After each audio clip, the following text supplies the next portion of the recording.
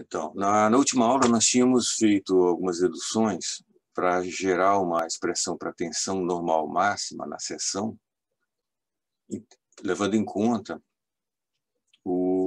a excentricidade na aplicação da carga em relação ao centroide da seção. Tá? Então, dado por esse parâmetro D, que envolve o valor da excentricidade, a meia altura da seção, o raio de giração, e esse P sobre A é a tensão nominal média. Então, você vê que a tensão máxima na seção fica a tensão média multiplicado por um número que vai ser maior que 1, por causa do efeito de flexão. Então, nós tínhamos feito um exemplo apenas. Primeiro, encontrar o coeficiente de segurança usando a fórmula da secante. Essa aqui é chamada fórmula da secante, por causa que ela aparece como secante aqui, né? Então, nós tínhamos pego aqui uma barra de comprimento tal, uma seção transversal retangular, material, extremidades birrotuladas, sujeita a uma carga axial de 4,5 kN. Vamos considerar uma excentricidade que seja 5% da menor dimensão da seção. Sendo que essa excentricidade, quer dizer, o local de aplicação, está ao longo da direção de menor largura da seção. Aqui mais à frente tem uma figura que mostra isso.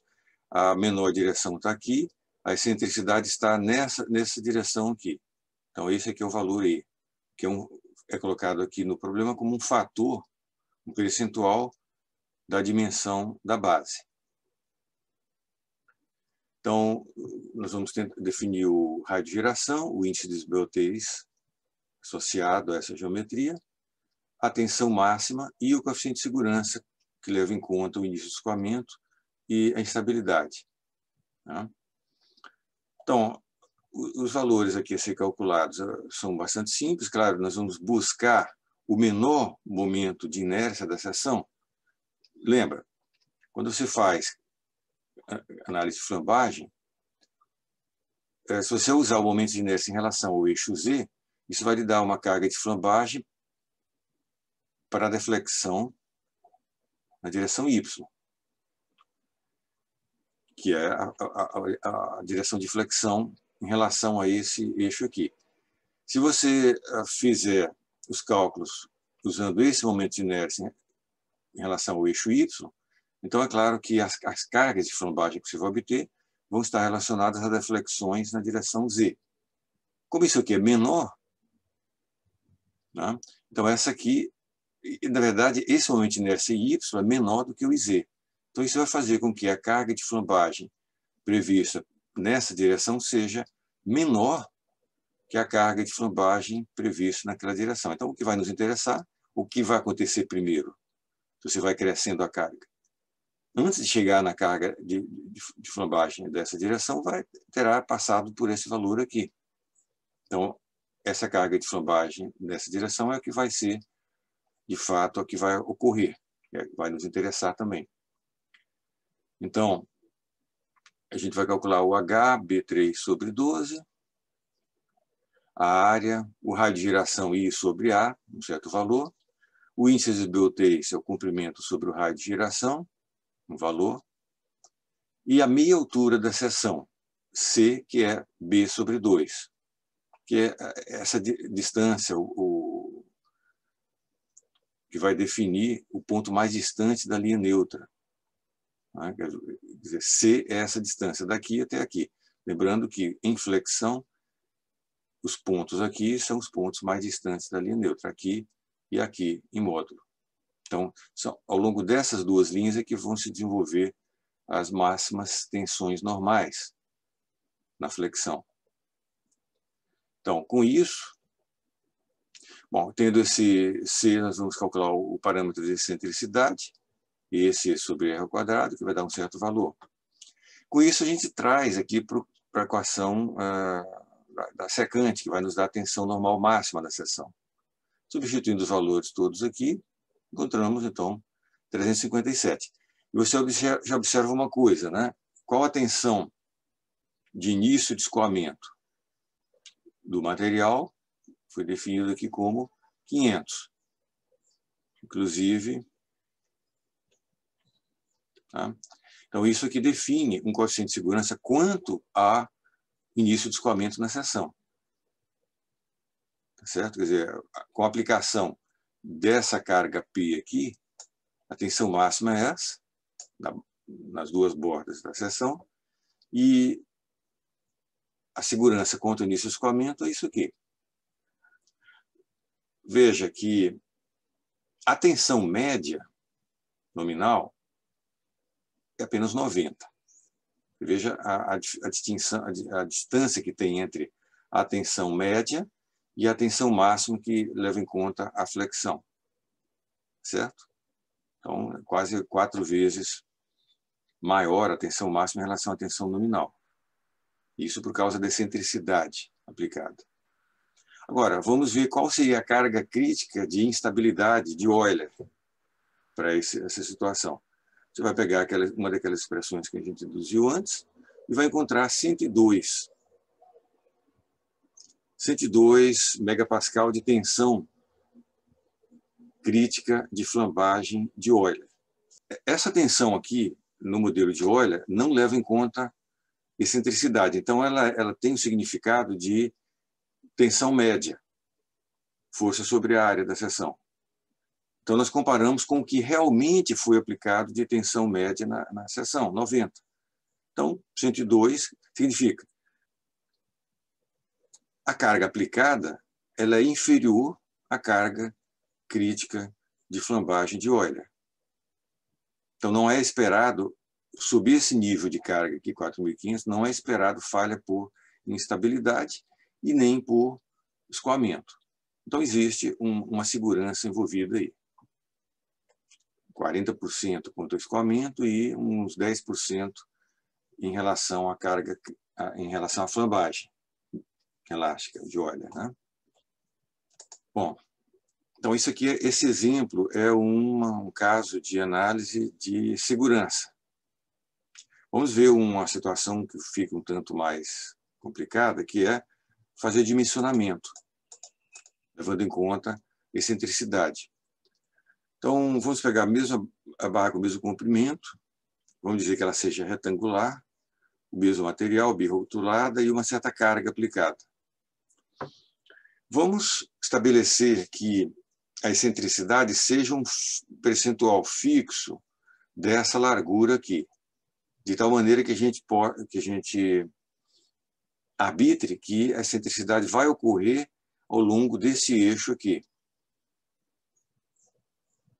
Então, a gente prevê que nós vamos ter flexão nesse sentido Z aqui. E para fazer o dimensionamento, claro, aqui nós temos duas dimensões, A e B. Vamos simplesmente arbitrar, como é muito comum, uma certa relação fixa entre essas duas dimensões, de forma que você reduz o número de incógnitas apenas a uma. Se eu disser, por exemplo, que B deve ser 2 vezes A. Então, aí passa a haver um único parâmetro incógnito dimensional. Então, vamos buscar a largura A, que mantém a segurança quanto à instabilidade nessa situação. Então, nós começamos, se a gente fixa então, essa relação B igual a 2A, a gente pode calcular todos os parâmetros geométricos da seção em termos de A. A área da seção, o momento de inércia, o raio de giração. Aí nós buscamos a fórmula da secante e podemos reescrevê-la.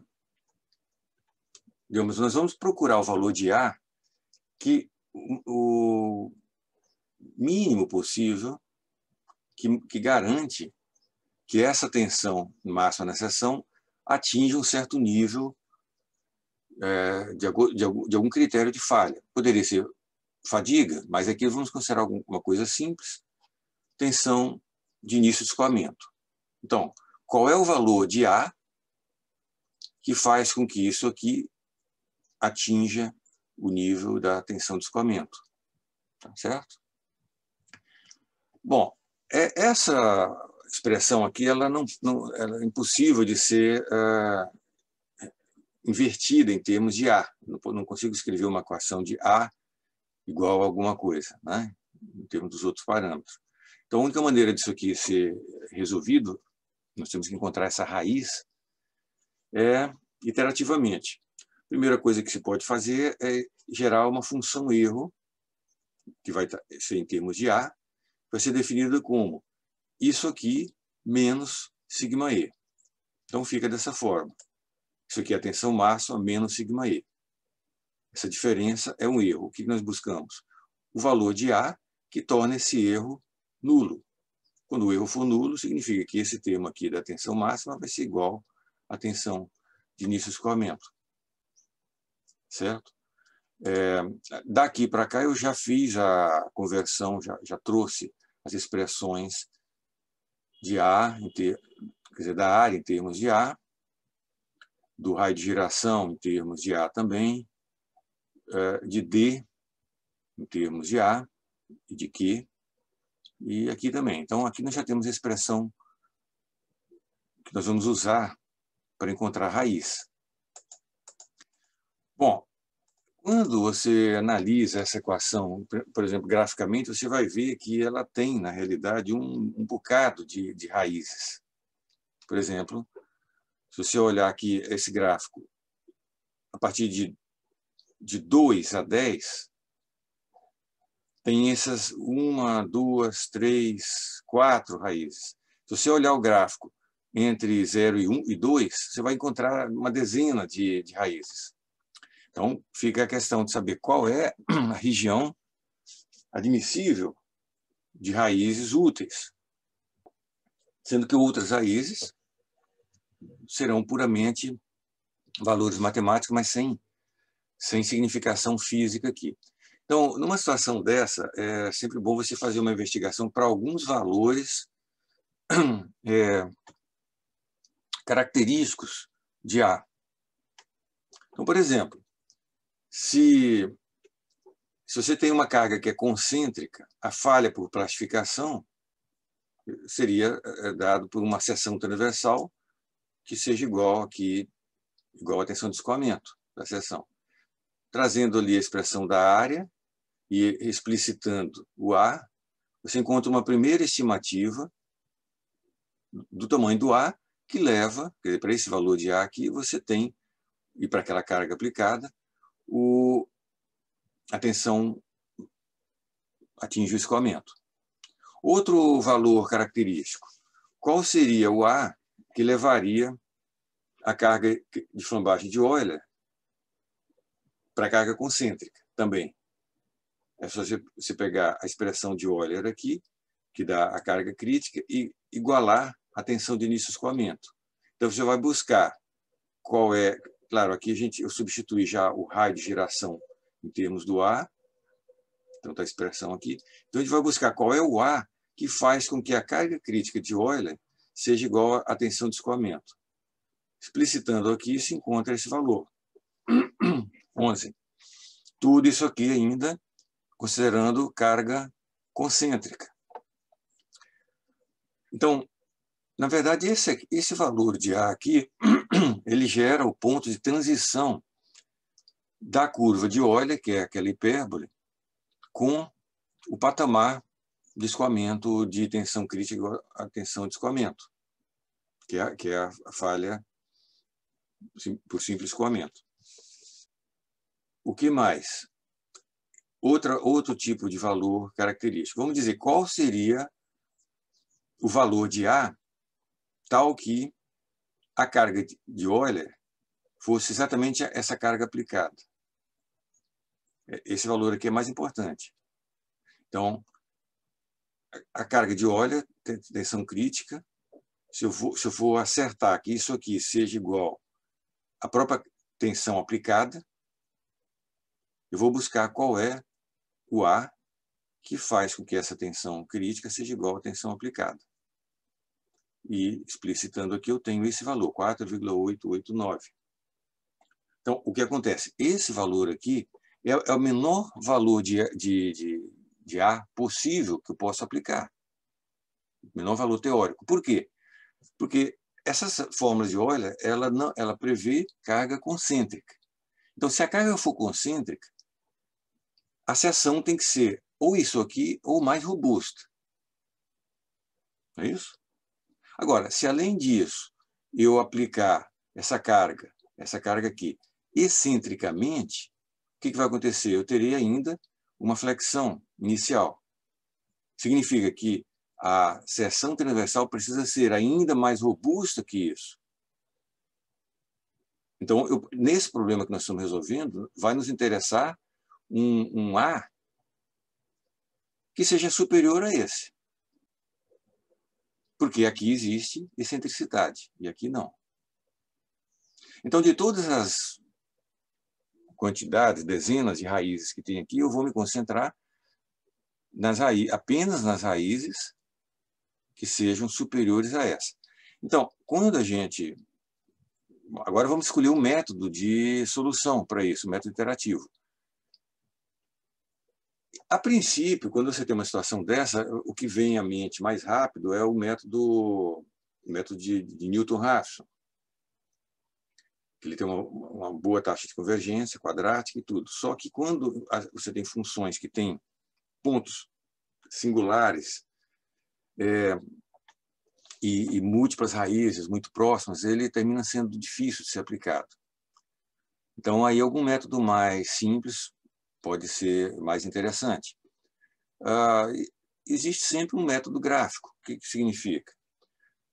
A gente desenha um gráfico, eu usei aqui o matemática, quer dizer, coloquei a equação de f, essa equação aqui, com todos os parâmetros conhecidos em termos de A, e faço a plotagem para uma faixa de A. Que faixa? Desses três valores aqui, eu identifico que eu vou primeiro dar uma olhada como é que a função varia entre 2 e por exemplo, 5. Tá? Aliás, eu fiz entre 2 e 11, para ter uma visão um pouquinho mais ampla. Entre 2 e 11, eu enxergo isso aqui. Isso aqui é um pico que vai infinito. Isso aqui imediatamente começa com um pico a menos infinito, outro a menos infinito, um mais infinito, e fica essas coisas aqui. Depois ele se estabiliza. Então, onde que está aquele valor de A mínimo que a gente obteve pela flambagem de Euler? 4,9. Observa que está aqui. Aqui tem 4, 5, 6. Então, praticamente, por aqui está aquele valor crítico de Euler. Tá? Me interessa esse ponto de intersecção, que é a raiz dessa função erro aqui. O que eu faço? Eu vou fazer um outro gráfico agora no intervalo menor. O que eu fiz aqui foi de 4,5, aqui de 4,5 a 5,5, só nessa zona aqui. Então, eu obtive esse pedaço daqui, essa curva, esse até aqui, que é isso que está ampliado aqui. Agora, me interessa achar esse ponto aqui. Eu vou fazer outro gráfico. Aqui tem uma cara de que é 5, por exemplo. Então, se eu fizer um cálculo na função para A igual a 5, eu vou obter que o erro é 4 megapascal, o que significa que a tensão máxima é 504. Lembra que a tensão de escoamento é 500. Então, ainda não é muito bem a raiz. Então, aí depois eu vou fazer um outro gráfico daqui para cá, outro gráfico, e vou concentrando sucessivamente, visualmente eu vou identificando, até que depois de algumas etapas eu cheguei aqui nesse valor de A, que vai dar uma tensão máxima de 499,99, o que é muito próximo de 500, então eu já fiquei satisfeito com isso. E daí eu posso considerar que isso aqui é a raiz que me interessa, a dimensão necessária para a seção, que leva as fibras extremas da seção à tensão de escoamento. Nesse ponto, para aquela carga aplicada, a tensão média é 93,9. Lembra que a máxima é 500 e a média é praticamente 94. E isso vai gerar um índice de desbiotez de 102,9. Tá? Então, isso aí está feito um dimensionamento. É claro, eu poderia fazer coisas melhores, né? Por exemplo, aqui nós estamos considerando a falha por início de escoamento. Mas, por exemplo, se isso aí envolve, se essa força P, ela varia, ela oscila no tempo. Eu quero fazer uma estimativa de fadiga. Se for uma carga alternante pura, o que se pode fazer? Se eu tenho a vida desejada de fadiga, eu posso identificar qual a tensão limite de fadiga associada para aquela vida e trago para cá. Quer dizer, em vez de eu igualar isso com o escoamento, eu igualo com uma tensão de fadiga para uma vida definida. Então, vai se fazer todo esse cálculo dessa maneira. Correto? Alguma dúvida nesse processo todo? Não é tão simples quanto parece. Mas, se você fizer de uma maneira ordeira e pausada, você consegue chegar nos resultados. Vamos a mais um tópico. Cálculo normalizado, cálculo via norma. Vou fazer alguns comentários gerais aqui. O que aconteceu historicamente? Durante décadas, isso lá ainda no século XIX, os cálculos eram feitos usando exatamente aquela fórmula da secante, levando em conta a excentricidade. E havia muitos fatores, necessidade de muitos fatores de correção para adequar aquilo a valores a resultados experimentais ou para levar em conta dados desconhecidos que estão em ação nas montagens práticas, né? A partir de um certo ponto, foi praticamente abandonado aquela estratégia e foi optado por uma outra, que é mais simples, que é essa mais ou menos que está resumida aqui. Então, usa duas fórmulas apenas. Uma para se a coluna for considerada curta, uma outra fórmula se a coluna é considerada longa. E aí uma terceira fórmula auxiliar que identifica se aquela sua coluna é longa ou curta. Então, ela identifica um ponto de transição. Tá? Essas fórmulas, a fórmula de barra longa é a própria fórmula de Euler com uma correção de um coeficiente de segurança pré-definido. Para a barra curta, é usado o conceito de plastificação e aí também um outro coeficiente de segurança pré-definido. Então, a coisa pode ser visualizada em gráficos desse tipo aqui. Você tem, por exemplo, a curva típica de Euler, que é uma hipérbole equilátera nesse formato. Então, aqui a gente tem o coeficiente de Biot e a tensão admissível. Essa tensão admissível aqui, ela é no sentido de força sobre área, é tensão nominal, tensão média. Tá? Então, você vê que essa hipótese, essa hipérbole de Euler, ela vai para o infinito lá, teoricamente, se você tem barras muito curtas, ela prevê tensões admissíveis que vão crescendo a milhares de megapascal, milhões, vai ao infinito, conforme você vai chegando em barras cada vez mais curtas. Claro que isso é irrealista. Então, o que acontece? A primeira coisa que é feito é rebaixar essa curva com um coeficiente de segurança. Um número que foi definido para ser isso aqui, a partir de várias considerações experimentais e tudo. Então, dividindo isso aqui por esse coeficiente de segurança, você tem essa curva, essa outra hipérbola aqui. Tá? Essa hipérbola ela é usada justamente se a sua barra for longa. Então, para a direita aqui é barra longa, para a esquerda é barra curta. Então, a partir de um certo ponto aqui, se o seu comprimento em relação ao raio de curvatura, ao raio de giração, for grande, então é usado a fórmula de Euler com esse coeficiente de segurança aqui. Se ela é curta, aí é usada uma outra fórmula que é o que nós vamos mostrar em seguida. O ponto de transição varia conforme a tensão de início de escoamento do material. Então, por exemplo, se a tensão de escoamento do material for 700, o ponto de transição é nesse índice de esbeltez aqui. Se a tensão do material de escoamento for 250, a transição acontece nessa esbeltez aqui. Tá? Então, essas curvas elas são feitas digamos, uma inspiração experimental, mas também com algumas coisas arbitrárias. Por exemplo, é passado uma curva quadrática aqui, que tangencia a curva de Euler com a mesma derivada nessa extremidade. E no outro ponto, a tensão de início de escoamento dividido por um outro coeficiente de segurança. Tá? Então, vocês estão vendo o panorama, pelo menos inicial, de como é que funciona a coisa? A norma vai indicar uma fórmula para essa curva, uma fórmula para indicar o ponto de transição e uma fórmula para essa outra curva aqui. Isso aqui é. Tá?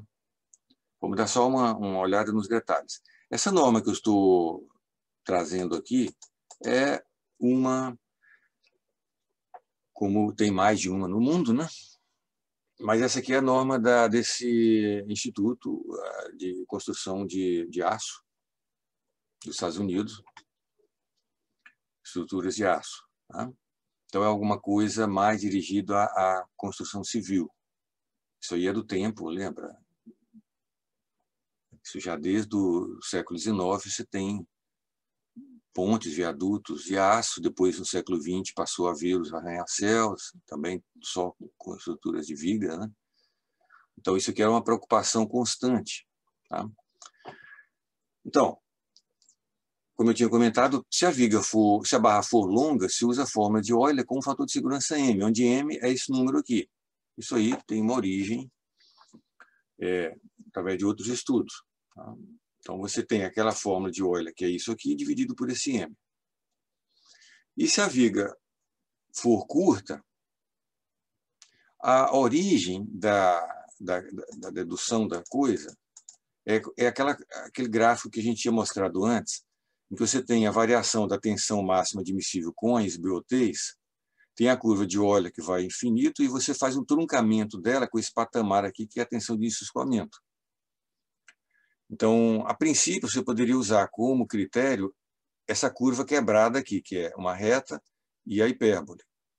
E aí aparece esse ponto de transição aqui, essa esbeltez de transição entre uma coisa e outra, em que a curva de Euler é igual à tensão de escoamento. Então, o que acontece? Aquele lado daquelas curvas ali, ela é feita rebaixando a tensão de escoamento nesse fator aqui. Então, você pega esse fator e rebaixa em 1,67. E vai ficar alguma coisa por aqui. E a partir daqui é que são traçadas aquelas curvas de barra curta. Então, a esbeltez de transição é obtida, primeiramente, considerando justamente esse ponto aqui, que é a curva de Euler com a tensão de escoamento. Então, isso aqui, se você iguala essa tensão, se você iguala a tensão crítica de Euler com o escoamento, se você identifica esse ponto, você acha essa esbeltez T aqui, de transição. Tá? Dado dessa forma. Só que o que foi feito na norma foi modificar esse índice de esbeltez por um fator de segurança, raiz de 2, o que é o mesmo que colocar esse 2 aqui multiplicando esse numerador. Então, esse 2 ele pode ser visto de duas maneiras. Uma, você pode observar que quando você multiplica isso aqui por 2, na verdade você está multiplicando isso aqui por 1,4. Então quer dizer que você está considerando que a viga só vai ser considerada longa se ela tiver um comprimento 40% maior do que o que seria previsto aqui. Então, na verdade, em vez desse ponto, é um ponto que está 40% a mais. Então, só a partir desse ponto aqui de esbeltez é que, de fato, você considera que ela seja longa. Se ela for mais curta do que isso, você já usa a outra forma, porque isso aí é mais seguro. Certo? Então, por exemplo, esse pedaço daqui para lá já não seria usado, dessa curva. Seria usado uma outra curva que está mais abaixo, aquela curva quadrática. Então, esse trecho aqui, daqui, por exemplo, até mais ou menos aqui, já não é usado também, só a partir daqui para lá, por causa desse raiz de 2 que está multiplicando aqui.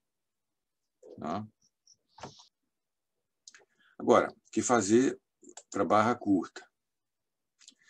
A barra curta ela é construída aplicando um coeficiente de segurança que é variável conforme a esbeltez. Então, se o ponto está na transição, o fator de segurança é 1,92. Se ele está aqui em esbeltez nula, que é onde praticamente não tem barra, né? Então seria uma falha por escoamento simples. Então é aplicado uma segurança de 1,67. Certo? Então, a variação entre esses dois valores aqui do coeficiente de segurança é dado por um polinômio cúbico, dessa maneira. Então, aqui está o índice de esbeltez, aqui é o cubo, isso aqui é o índice de esbeltez de transição, e aqui o N. Com essa fórmula aqui, você vê que se a esbeltez for nula, você cai em 5/3, que é isso aqui.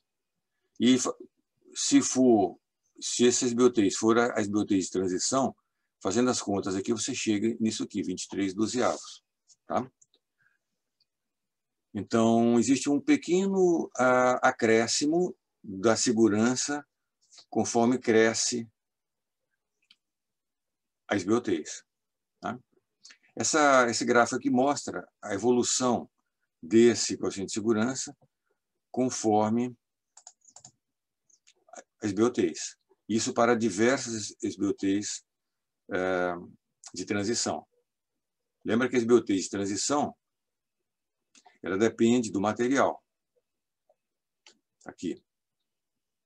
Tanto da tensão de escoamento quanto da modularidade. Então, isso aqui é alguma coisa que passa a depender do material, de saber se a barra é longa ou curta. Então, nós temos aqui a variação do coeficiente de segurança, da parte da fórmula de barra curta, e com isso a gente passa, podemos ter um resumo aqui. Nós vamos ter uma expressão para tensão, isso aqui é admissível, que tem o significado de força admissível sobre área, então o valor nominal. Então, isso aqui é admissível quanto ao escoamento. Aliás, admissível quanto à flambagem, e levando em conta também a possibilidade de escoamento. Então, é uma expressão como essa aqui, onde você vê aqui o coeficiente de segurança. Certo? Então, aqui está a esbeltez de transição, a esbeltez da sua barra, e isso aqui que é usado. Então, essa expressão é que é usada para gerar essas curvas aqui, pretas, da parte de barras curtas. A outra expressão lá vai nos dar o ponto de transição, que são essas barras verticais aqui, esses números que estão anotados aqui. Tá? Aqui tem um sumário. Tá? A coluna é longa, então aqui tem a coluna é longa se a esbeltez dela for superior à esbeltez de transição, que por sua vez é calculada usando aquela expressão que nós tínhamos obtido a partir da fórmula de Euler, modificada aqui com esse 2. Uma observação importante é que é proibido barras digamos, super longas, em que a SBOT seja superior a 200. Não importa o que as fórmulas produzam, tá? Não são confiáveis.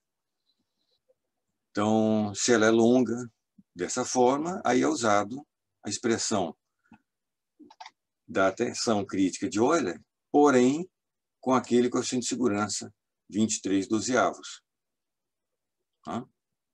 E se ela for curta, quer dizer, SBOT menor do que a transição, aí usa aquela segunda expressão onde aparece esse N aqui, onde o N é variável dessa maneira, em termos também da SBOT de transição. Vamos fazer um exemplo. Vamos pegar uma barra com certo comprimento, uma seção transversal retangular, certo material, escoamento. Vamos dizer que ambas as extremidades sejam rotuladas em todos os planos. Considerar carregamento axial concêntrico. Uma observação. Essa formulação aqui, dessa norma, ela pressupõe carregamento concêntrico. Pelo menos nominalmente concêntrico. Você vê que não entrou aí na formulação nada sobre um valor conhecido de excentricidade. Essa é uma diferença. O que acontece? Então, você vai construir um prédio, vai soldar uma barra na outra, vai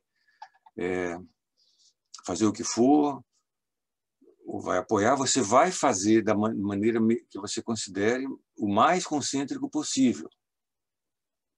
Aí sim você vai usar essas fórmulas. Agora, esses coeficientes de segurança eles já são escolhidos para absorver aquelas excentricidades que são, digamos, inevitáveis e que ninguém sabe exatamente quanto é, mas que estejam dentro de uma certa margem pequena. Tá certo? É diferente da outra formulação que nós vimos com excentricidade, que você já constrói a coisa sabendo que tem uma excentricidade ou medindo aquilo de alguma maneira. Tá? Então, essas fórmulas aqui é para considerar carregamentos, pelo menos a princípio, concêntricos. Tá? Então, vamos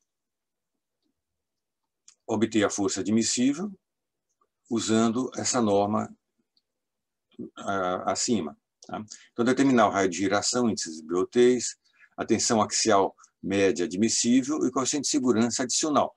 Quer dizer, o coeficiente de segurança adicional, quer dizer, para essa carga aplicada, você vai ter, vamos dizer, devido aos dados, você já tem uma tensão admissível. E você vai ter uma tensão média aplicada por esse carregamento. Então, vai haver um coeficiente de segurança em relação a essa tensão admissível. Então, é um coeficiente de segurança adicional, além daqueles que já estão embutidos na própria norma. Correto? Então, vamos ver aqui. Vamos pegar o menor momento de inércia da seção, tanto, a área dela, o raio de giração e as BOTs dela. A primeira coisa que se faz é verificar se essa barra é curta ou longa. Então, vamos pegar aqui a expressão da transição, coloca os valores aqui, sempre incluindo esse 2 aqui, e tem uma certa SBOT de transição, que é superior a essa da sua barra. Então, a sua barra é mais curta do que a transição. Então, ela vai ser considerada uma barra curta. Em seguida, se passa a calcular o coeficiente de segurança. E finalmente, usa a fórmula adequada daquelas duas da norma, usa a fórmula adequada à barra curta, que é essa aqui. Você vê que isso aqui é uma fórmula quadrática, né, que eu tinha comentado com vocês, que essa união da transição até aqui é um polinômio quadrático, com a derivada nula, aliás, nula não, a derivada desse polinômio igual à derivada da curva de Euler transladada. Então, isso gera essa tensão admissível aqui. Lembrando que ela tem um significado de tensão média. Então, essa tensão admissível vai gerar a força admissível, simplesmente o famoso tensão vezes a área, de 9 kN. Como foi aplicado apenas 9, você tem um coeficiente de segurança de 1,02 na força aplicada. Correto? Então, com isso, a gente termina essa parte aqui.